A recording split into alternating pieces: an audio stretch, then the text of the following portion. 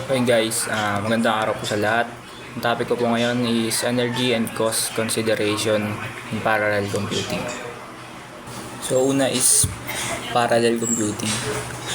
Yung parallel computing, ito yung proseso kung saan maraming tasks yung sabay-sabay na tumatakbo. Gumagamit ito ng multi-core CPUs or GPUs o minsan buong computer cluster. Ang goal nito is ay simple lang. Mas mabilis na performance para itong group work na mabilis matapos kapag hinati-hati sila. Next is why energy consideration matters. Large parallel system consumes significant power, increasing electricity cost. High energy use generates more heat, requiring efficient cooling system. And energy efficiency directly affects sustainability and hardware lifespan. So pero may kapalit kasi yung bilis. Mas maraming processors, mas mataas na power consumption. Ibig sabihin, mas malakas sa kuryente, mas umiinit ang system, at mas malaki ang gastos sa cooling. Kaya mahalaga na habang nagpapabilis tayo ng computing, alam din natin kung paano siya gamitin. So next is major energy consumption factors. Processor power usage depending on number of cores and clock frequency. Memory and storage operation that consume additional energy. Communication overhead between nodes and in distributed system. Synchronization delays causing ideal power waste. Cooling system requires to manage heat output. Ayun, may ilang factors kung bakit malakas sa kuryente yung parallel system. Una, yung CPU, GPU mismo. Lalo kung mataas ang frequency o madaming cores. Pangalawa, yung memory at storage operation. Pangatlo naman yung communication at synchronization. Kasi minsan naghihintay yung ibang cores kaya sayang yung power. At syempre kailangan pa ng cooling para hindi uminit ang system. So next is cost consideration in parallel computing. Pagdating sa gastos, malaki talaga yung kailangan sa parallel computing.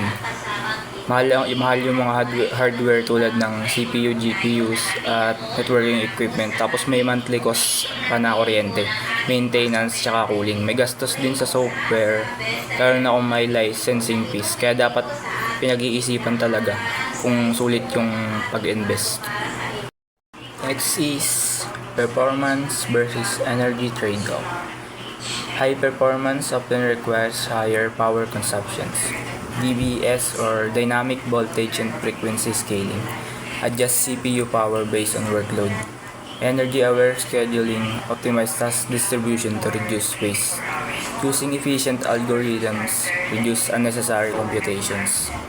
So yun, hindi porket mas mabilis, mas maganda na. Minsan mas mabilis pero ubos naman yung power, so sobrang taas ng operational cost.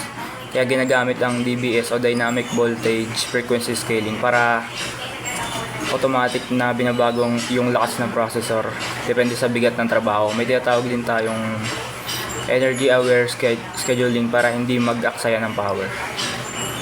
So, dito naman sa ways to reduce energy consumption. Number 1, using optimized algorithms that minimize computation and communication.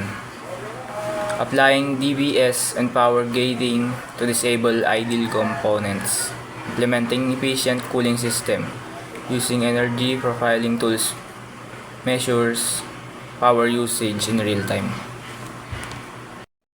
So para makatipid sa energy, pwede rin nating gawin to. Gumamit ng optimized algorithms na hindi pa ulit-ulit o mabigat sa computation.